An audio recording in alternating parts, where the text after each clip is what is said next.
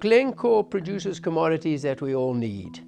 And as the world gets more advanced, we're going to need more of these commodities. Now, the material's in the ground, but to get it out of the ground and get a mine to process it with all the plant and equipment that has to be built there costs a lot of money. Glencore goes to these new territories and does this. We spend billions of dollars in these countries to ensure that you get this commodity that ensures your life gets easier. Now, what happens when you build the mine? You build the mine, the community around the mine get the benefit because you employ thousands of people. The GDP per capita in those areas rises substantially. More taxes to the states, governments in which we operate, more roads, more schools, more hospitals. The life of the people throughout the country improves. So the multiplier effect is massive. Companies such as Glencore, with such an enormous footprint and such an important role in today's society, have an enormous opportunity to make a very real contribution to the countries where we operate. We deliver products that are needed in everyday life, but we also bring the countries in which we operate into the global economy. And I think that's an extraordinary responsibility and a great opportunity to deliver a very real change that can, if done properly, can last well after we're no longer there. Responsible mining carries with it a lot of responsibility in a country like South Africa, given struggling with unemployment and poverty. It's not only about coexisting with communities, but it's also about listening and engaging with stakeholders, seeing how you can contribute to society in a meaningful way. We got involved with the e-learning program because there's been a real need at the schools close to our operations in terms of improving the maths and science marks. It connects underperforming and rural schools to an online video teleconferencing platform. What it means is that different learners in different classrooms can access an expert teacher. It has increased the ability to access higher education, to be able to go to university and apply for a Glencore bursary. Glencore is a partner of project already for 9 years, in which they included 20 schools in 9 different towns close to their operations. The impact has been enormous. I can see children that would have been lost in the system now get a chance to be somewhere. My name is Jessie Ntantla Masimula. I'm from Pola. I started the e-learning program because I was not pleased with my studies. I definitely got better. I received my statement this year, and this was just really impressive, and all thanks to this program. I've applied to Yvette University and luckily I got accepted. My name is Ajekum Frederick. I'm a teacher at Emakause Combined School.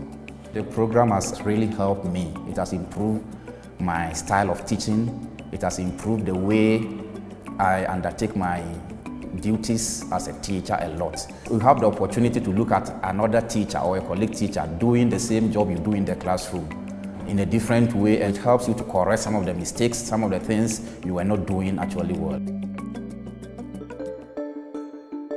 I've been fortunate to see communities in the Hunter Valley, Central Queensland, Canada and now Colombia benefit from Glencore's operations. I'm passionate about ensuring these benefits flow to the communities and that our operations leave a positive legacy long after they have finished. A great example of the impact we can have is the work being done in the community of La Victoria. La Victoria was a community very much impacted by violence, with a number of massacres and a significant number of displacements taking place. Some time ago, Prodeco began to look at how it could participate in the peace process in Colombia. This led to us forming an alliance with a local NGO, the Peace and Development Program of Cesar. With the PDP's lead, we have worked with the community to develop a blueprint for the town's development over the next 15 years.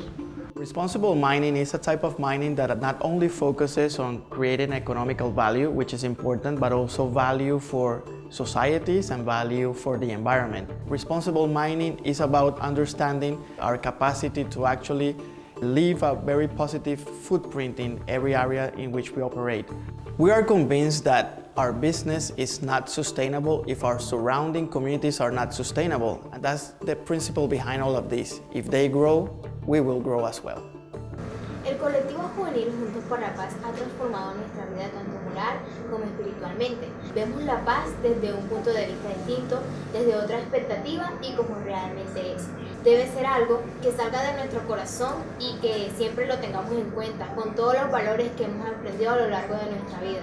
Pues le damos las gracias a Prodeco ya que nos ha tenido en cuenta, porque Muchas veces nos han dicho que nosotros los jóvenes debemos ser los portadores de paz, pero no nos tienen en cuenta. Se queda solamente en sombras y en palabras, a diferencia de Prodeco, que se ha puesto su confianza en nosotros para que nosotros seamos portadores de paz.